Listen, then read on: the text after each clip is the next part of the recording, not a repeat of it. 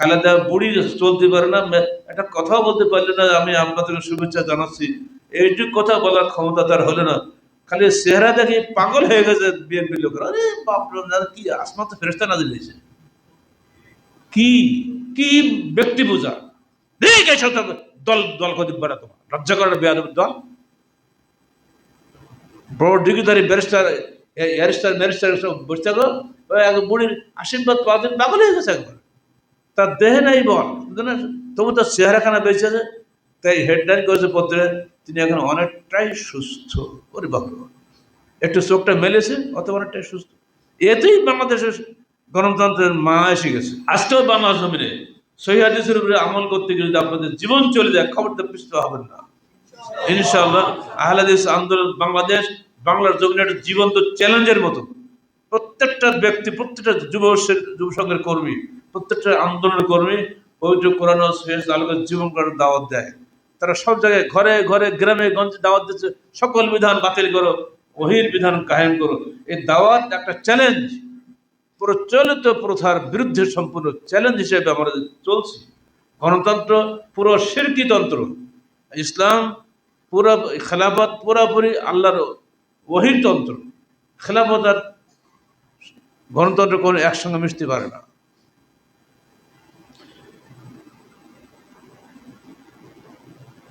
এক নম্বর পার্থক্য হলো, রাজতন্ত্র ও গণতন্ত্র দুটি মানব রচিত মতবাদ। পক্ষান্তরে খেলাফত আল্লাহ প্রেরিত ইসলামী শাসন ব্যবস্থার নাম। দুই, রাজতন্ত্রে ও গণতন্ত্রে মানুষের হাতেই থাকে সার্বভৌম ক্ষমতা। পক্ষান্তরে খেলাফতে আল্লাহ সার্বভৌম ক্ষমতার মালিক, বান্দার মালিকের প্রতিনিধি মাত্র। খেলাফত মানে প্রতিনিধি। তিন, রাজতন্ত্রে গণতন্ত্রে মানব রচিত বিধান অনুযায়ী দেশ পরিচালিত হয়। পক্ষান্তরে খেলাফতে আল্লাহ প্রেরিত বিধান অনুযায়ী দেশ শাসিত হয়। চার, রাজতন্ত্রে গণতন্ত্রে মানুষ মানুষের দাসত্ব করে। পক্ষান্তরে খেলাফতে মানুষ কেবল আল্লাহর দাসত্ব করে। পাঁচ, রাজতন্ত্রে ও গণতন্ত্রে মানুষের রচিত আইন সদা পরিবর্তনশীল। পক্ষান্তরে খেলাফতে অনুসৃত আল্লাহর আইন সর্বদা অপরিবর্তনীয়। সে ১৫০০ বছর আগেই বলা হয়েছে জেনা ব্যভিচার হারাম, আজকে হালাল করা হবে। বলা হয়েছে সুদ হারাম, এখন কি হালাল করা হবে? চলছে সমানে, হালাল হচ্ছে সব, ব্যাংকে ট্যাঙ্কে যে কাজে সব সুদ হালাল হয়ে গেছে না। রাজতন্ত্রে ও গণতন্ত্রে হালাল হারাম নির্ধারণের মালিক হলো মানুষ। আজকে এই আইন ঠিক আছে, কালকে আইনের বাতিল হয়ে যাচ্ছে। পক্ষান্তরে খেলাফতে উক্ত অধিকার কেবল আল্লাহর। আল্লাহ যেটা হারাম করেছে হালালই থাকবে, তা কখনই হালাল থেকে হারাম হবে না। আর আল্লাহ যে হারাম করেছেন চিরদিন হারাম থাকবে, কখনই হালাল হবে না। ৭ নম্বর, রাজতন্ত্রের রাজা ও গণতন্ত্রের দলনেতা সীমাহীন ক্ষমতার অধিকার। মুখে বলে ওমাত্র একটি ভোটে অমুক দল জিতে যাবে, কিন্তু দলের নেতা যা বলে তার বাইরে যাওয়ার ক্ষমতা একটা লোকেরও নেই। খালেদা বুড়ি চলতে পারে না, একটা কথাও বলতে পারলে না আমি আপনাদেরকে শুভেচ্ছা জানাচ্ছি, এইটুকু কথা বলার ক্ষমতা তার হলো না। খালি চেহারা দেখে পাগল হয়ে গেছে বিএনপি লোকেরা। আরে বাপরে, কি আসমান তো ফেরেশতা নাজিল হয়েছে, কি কি ব্যক্তি পূজা! ঠিক আছে, দল দল কদিন বেড়া, তোমার লজ্জা করার বেয়াদব দল। বড় ডিগ্রিধারী ব্যারিস্টার, অ্যারিস্টার ম্যারিস্টার সব বসে থাকো, এক বুড়ির আশীর্বাদ পাওয়ার জন্য পাগল হয়ে গেছে একবার।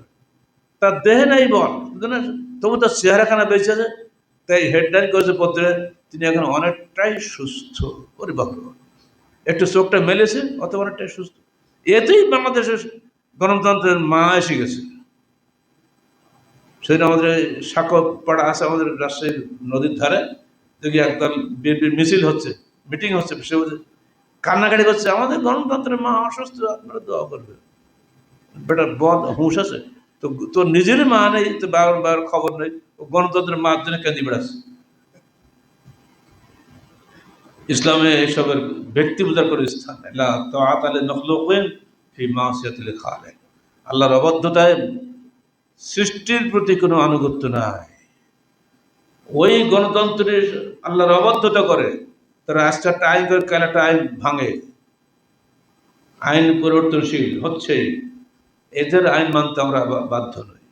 দেশে যে লীগ হোক আর যে দল হোক, সবাই ব্যক্তিগত আইনে দেশ চালায়, ব্যক্তিগত আইন মানতে মুসলমান বাধ্য নয়। আর রাজতন্ত্রে রাজার নাবালক এমনকি অযোগ্য পুত্র কন্যা রাজা হতে পারেন। অনুরূপভাবে গণতন্ত্রের দলীয় প্রভাবে অসৎ ও অযোগ্য ব্যক্তি নির্বাচিত হতে পারেন।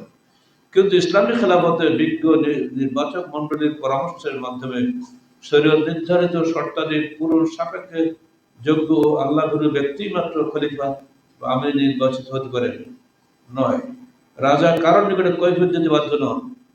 অন্যদিকে দলীয় প্রধানমন্ত্রী জাতীয় সংসদে জবাবদিহিতার নামে নিজ দলের এমপি মন্ত্রীদের হাততালি কুড়ান মাত্র এবং বিরোধী দলের বাক্যবাণে জর্জরিত হন। অথচ খলিফা বা আমির আল্লাহ বিরুদ্ধ শুরা সদস্যদের নিকটে পরামর্শ আহ্বান করেন এবং তারাও ইসলামী আদব রক্ষা করে আল্লাহর সন্তুষ্টির উদ্দেশ্যে তাকে যথাযথ পরামর্শ দিয়ে থাকেন। পরামর্শ সভায় ভিন্ন মত আসলেও আমির সামগ্রিক বিবেচনায় কল্যাণকর কোনো সিদ্ধান্ত নিলে সবাই তা শ্রদ্ধার সাথে মেনে নেন। চূড়ান্ত সিদ্ধান্তের পর সেখানে নোট অফ ডিসেন্ট দেওয়ার বা তা নিয়ে পরবর্তীতে কোনো গ্রুপিং সৃষ্টির অবকাশ নেই। শুরা সিদ্ধান্ত সকলের সিদ্ধান্ত হিসেবে বিবেচিত হয়।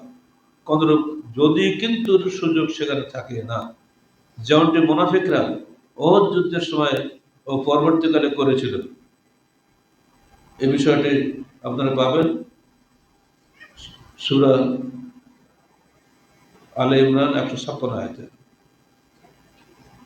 শুরা সিদ্ধান্ত থাকলে সকলের সিদ্ধান্ত হিসেবে বিবেচিত হবে, সেখানে কোনো টু শব্দ করে ক্ষমতা কারো থাকে না।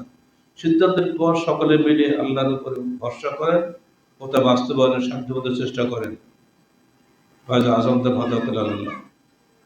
আল্লাহ রসুল বলছেন, যদি শব্দটি তোমাদের মধ্যে শয়তানের কর্মের দুয়ার খুলে দেয়, সহিহ মুসলিমের হাদিস, যদি শব্দ খুব খারাপ জিনিস, লাও যদি ঢুকে পড়ে কোনো সংগঠনে, যদি কিন্তু তবে সে সংগঠন শেষ হয়ে যাবে, মানুষ চলতে পারবে না।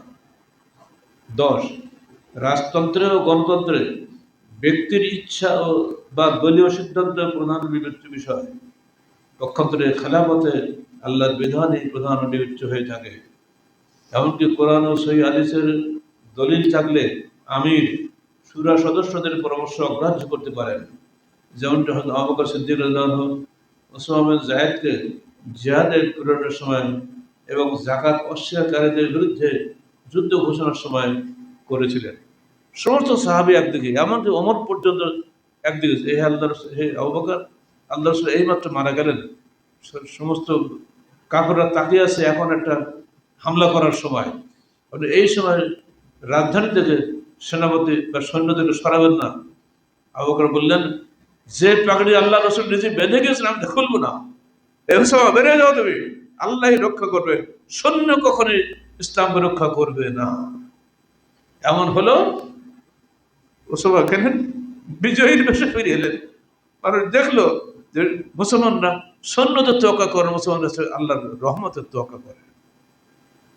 এই তাওয়াক্কুল, এই ঈমান যত জোরালো হবে ততই মুসলমানরা দুনিয়া শক্তিশালী হবে। যা পূর্বনাশটি পাওয়া গেল পাকিস্তান আর হিন্দুস্তানের যুদ্ধে লাগিয়ে, কত লোক যে আলহামদুলিল্লাহ পড়েছে, মানে এই দেশের মানুষ সাধারণত ইন্ডিয়া বিরোধী, তা প্রমাণ পাওয়া গেলে কালকে যুদ্ধে আমার সামনে কতজন আলহামদুলিল্লাহ বলেছে মর মরা মালাউন আরো মর বললে, সবাই বলেছে। পাকিস্তান জিতলে সবাই খুশি, এমনকি ঢাকা যখন খেলা হয়, পাকিস্তান আর ইন্ডিয়া খেলা হয় না এই ক্রিকেট, পাকিস্তান জিতলে স্লোগানের পর স্লোগান, আর হারলে চুপ করতে হবে। মানে এদেশের মানুষ সাধারণত ইসলামের পক্ষে, পাকিস্তান মুসলমানদের দেশ, এই একটা মহব্বত ভালোবাসা থাকবেই। যদিও দেশ পৃথক করে ফেলা হয়েছে, ইমান তো পৃথক হয়নি। 11 রাজতন্ত্রের রাজাগণ আমৃত্যু, গণতন্ত্রের দল নেতা বা এমপিগণ মেয়াদ পূর্তি পর্যন্ত নিজেদের শত অযোগ্যতা সত্ত্বেও তাদের স্বেচ্ছাচারিতা চালিয়ে যেতে পারে। কিন্তু খেলাফত ব্যবস্থায় খলিফা বা কর্মকর্তাদের কার্যকলাপের মেয়াদ নির্ভর করে তাদের সুষ্ঠুভাবে ইসলামী দায়িত্ব পালনের উপরে। ইসলাম নেই, আউট। 12 রাজতন্ত্রে রাজার আদেশে চূড়ান্ত, গণতন্ত্রের দল নেতা বা প্রধানমন্ত্রীর ইচ্ছায় চূড়ান্ত। ফলে হকপন্থী একক ব্যক্তি বা সংখ্যালঘুর রায় সঠিক হলেও তা অনেক সময় বিবেচনায় আসে না। পক্ষান্তরে ইসলামে ওহির বিধানে চূড়ান্ত, সেখানে আল্লাহর বিধান মধ্যে সকলের ন্যায্য অধিকার সুরক্ষিত। 13, রাজতন্ত্রের রাজা হওয়ার ও গণতন্ত্রের ক্ষমতা দখলের লড়াই চলে। পক্ষান্তরে খেলাফত ব্যবস্থায় পদ বা ক্ষমতার দখলের আকাঙ্ক্ষা বা প্রচেষ্টা দুটোই নিষিদ্ধ। এখানে কেবল মজলিস শুরা নিজেদের মধ্যে পরামর্শের ভিত্তিতে একজনকে আমির নিযুক্ত করেন। আমির তাদের নিকটে ও আল্লাহর নিকটে কৈফিয়ত দিতে বাধ্য থাকেন।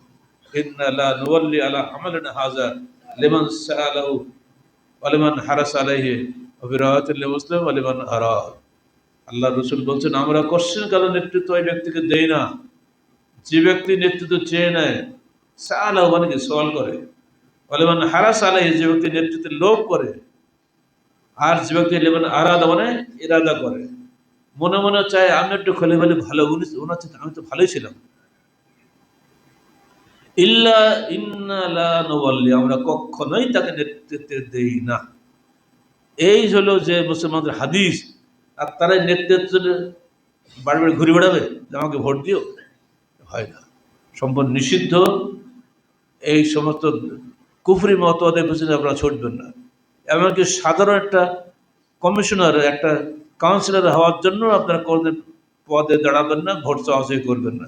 আল্লাহ পাক আমাদেরকে খেলাফত প্রতিষ্ঠার পক্ষে জনমত সৃষ্টি করে তৌফিক দান করুন। আল্লাহর রসুলের প্রতিনিধি ছিলেন খোলাফায়ে রাশেদিন, আর আজকালকার যারা খলিফা হবে খোলাফায়ে রাশেদিনের প্রতিনিধি হবে। তারা ওইভাবেই তারা দেশ চালাবে। তারা কোনো ব্যক্তি পূজা করবে না। কোরআন এবং হাদিস যেখানে আছে সেটাই মানবে, তারা নাই সেটা ছাড়বে। আমা আতাকুম রাসূলু ফাখুযুহু ওয়া নাহাকুম আনহু ফান্তাহু। আল্লাহ পাক তোমাদেরকে যতটুকু নির্দেশ দিয়েছেন তা মেনে চলো, যা নিষেধ করেছেন তা বর্জন করো। এই নীতির উপরে ইসলামী খেলাফত চলবে। আল্লাহ পাক আমাদেরকে বাংলাদেশে ইসলামী খেলাফত প্রতিষ্ঠা তৌফিক দান করুন।